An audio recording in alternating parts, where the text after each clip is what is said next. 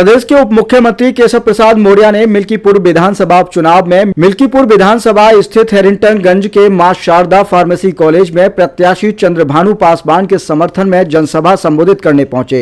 इस दौरान पूर्व विधायक इंद्र प्रताप तिवारी उर्फ खब्बू व पार्टी के शीर्ष नेताओं ने डिप्टी सीएम का माला पहनाकर स्वागत किया। फिर उसके बाद उन्होंने चुनावी जनसभा को संबोधित कर वोटों की अपील की। उन्होंने सपा सुप्रीमो अखिलेश यादव को निशाने पर लेते हुए कहा कि अयोध्या से प्रयागराज तक चारों तरफ आस्था का जनसागर उमड़ा है। यह दृश्य देखकर सपा और कांग्रेस को बर्दाश्त नहीं हो रहा है। ऐसे में आस्था को चोट पहुंचाने वाले बयान दे रहे हैं। अखिलेश यादव के संगम में स्नान करने पर बोले केशव प्रसाद मौर्य कि संगम नहाने के बाद भी सद्बुद्धि नहीं आई है, विकृति छाई हुई है। महाकुंभ आस्था का महापर्व है। इसको लेकर दो लगातार नकारात्मक टिप्पणी कर रहे हैं। यह उनका दृष्टि और मानसिक दोष है। उनको अपना इलाज करवाना चाहिए। प्रदेश में 9 सीटों में 7 सीटें जैसे भाजपा ने जीती वैसे मिल्कीपुर भी जीतेगी। वहीं पूर्व विधायक इंद्र प्रताप तिवारी खब्बू ने कहा कि मिल्कीपुर का चुनाव बेहद महत्वपूर्ण है, जिसमें बुजुर्ग और युवाओं ने बढ़ चढ़ कर हिस्सा लिया। यहाँ की जनता का भरपूर समर्थन मिल रहा है। उन्होंने कहा कि आने वाले 8 फरवरी को हम पूरी मजबूती के साथ चुनाव जीत रहे हैं। ये विधानसभा में सपा की जमानत जब्त करा दिया। या लक्ष्य लेकर के काम करिए। समाजवादी पार्टी को वोट डाल देने का मतलब है वो कुएं में डाल देना जिसका कोई लाभ ना हानि। कोई लाभ हो सकता है क्या सपा को वोट देने का? बताओ, हो सकता है क्या? जब सपा को वोट देने का लाभ नहीं हो सकता तो वोट बर्बाद करना है क्या? जो यहाँ आए हैं उनसे तो मैं कह ही रहा हूं, यहाँ आने के बाद आप अपने अपने क्षेत्र में जाइए। ये हमारा जो विकास खंड है मार्टिनगंज है ना, हरिटनगंज है। हरिटनगंज वाले ब्लॉक विकास खंड के और हमारे सब ब्लॉक मुंह बढ़ाए थे, मिले थे। उनसे भी मैं निवेदन करूंगा कि सारे विकास खंड जो इस क्षेत्र के अंदर पड़ते हैं, पूरी ताकत के साथ आप जाइए, लोगों से मिलिए। हमारे बूथ अध्यक्ष हैं, हमारे पन्ना प्रमुख है, हमारे शक्ति केंद्र के कार्यकर्ता है, पार्टी के कई पदाधिकारी, हमारे मंत्री परिषद के कई साथी आप सबके बीच में हैं। लेकिन यहाँ आपको सहयोग करने के लिए आए। ये चुनाव आप ही को लड़ना है, आप ही को जीतना है और विजय का तिलक आपको ही लगना है। और मैं आपको यह जरूर कह करके जाऊंगा जिलाध्यक्ष जी और सभी पार्टी के वरिष्ठ नेतागण कि हम लोग आज तो आए ही हैं, लेकिन 8 तारीख के बाद फिर आना चाहते हैं। बुलाओगे? देखो सब लोग हाथ नहीं उठा रहे। बुलाओगे ना? ऐसा नहीं कि अकेले जो है यहाँ, चूंकि अब की बार 2 होली बनाओगे, एक 8 तारीख को, एक आगे आने वाली होली भी बनाओगे। तो आगे जो होली वाली गुजिया है, मैं चंद्रभानु जी से ये जरूर कहूंगा 8 तारीख के बाद जब भी विजय उत्सव का कार्यक्रम हो, पार्टी के लोगों से कहूंगा कि उसमें मुझे भी बुला लीजिएगा। मैं भी आप सबके बीच में आना चाहता हूं। लेकिन कई बार क्या होता है, उत्साह बहुत होता है। उत्साह में कई बार अपना लक्ष्य आप भूल जाते हो। तो इस समय हमारा सारा उत्साह 5 तारीख तक इस बात पे बना रहना चाहिए कि हम हर घर तक जाएंगे, हर मतदाता तक जाएंगे। कौन वोट देना चाहता है, कौन नहीं वोट देना चाहता, बूथ वाला कार्यकर्ता हमारा अच्छी प्रकार से समझ लेता है। अगर आप उनसे जाकर के बात करोगे सपा को वोट देने का कोई फायदा है क्या? उनको फायदा है, उनके परिवार को फायदा है, मिल्कीपुर को फायदा है, या अयोध्या को फायदा है, या प्रदेश को फायदा, कोई फायदा है क्या? नहीं है। कमल के फूल की बटन दबाने का मतलब है लक्ष्मी जी दिल्ली से भी, लखनऊ से भी चल करके मिल्कीपुर विधानसभा अयोध्या आएगी, ध्यान रखना। और मैं कहा करता हूं कि लक्ष्मी जी साइकिल में बैठ करके नहीं आती हैं, वो कमल के फूल पर ही बैठ करके आती हैं। अगर प्रधानमंत्री आवास किसी गरीब का बनाना है तो आपको मैं कहना चाहता, बता देना घर घर में जाकर के कि आप एक कमल का बटन दबाओगे, एक गरीब का पक्का घर बनवाने का काम करोगे। जिनके जीवन में अभी भी गरीबी का संकट है, उस गरीब को अमीर बनाने का रास्ता साफ करने का काम करोगे। हम सबको यह लक्ष्य लेकर के लोगों के बीच में जाना है।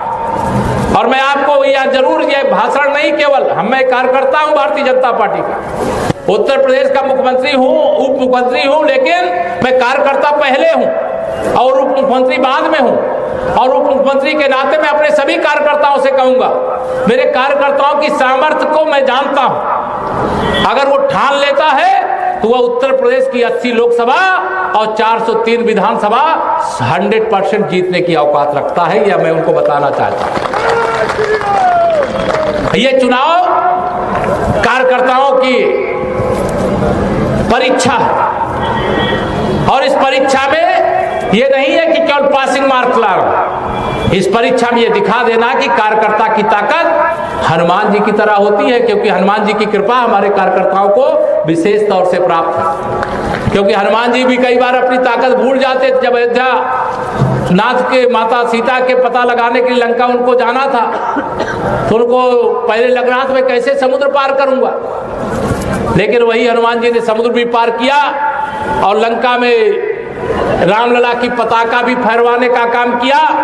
वैसे ही भारतीय जनता पार्टी का कार्यकर्ता है, जो ठान लेता है तो वह करके दिखा देता है। तो मैं आप सभी कार्यकर्ताओं के लिए भगवान श्री रामलला के चरणों में प्रार्थना करूंगा, हनुमान जी महाराज से प्रार्थना करूंगा कि आप सबको वह सामर्थ्य प्रदान करें कि आज यहाँ आप संकल्प लेकर के जो जा रहे हैं कि हमें इस विधानसभा मिल्कीपुर में उपचुनाव में समाजवादी पार्टी की जमानत जब्त कराने का काम करना है। और जिन्होंने राम भक्तों की हत्या करने का पाप किया है, जिन्होंने महाकुंभ में आने वाले आस्था की डुबकी लगाने वालों का अनादर करने का काम किया है, जिन्होंने झूठ बोल करके लोकसभा में वोट प्राप्त करने का काम किया है, उनसे बदला लेने का यही समय है। लोकतांत्रिक तरीके से बदला लेने का समय है। मुझे पूरा विश्वास है आप सब कार्यकर्ता आने वाली 5 तारीख तक जाएंगे, सब कुछ भूल हर बूथ पर खिलाएंगे कमल का मल, कमल कमल कमल का। शीर्ष नेतृत्व से मुझ जैसे छोटा कार्यकर्ता को आशीर्वाद दिया है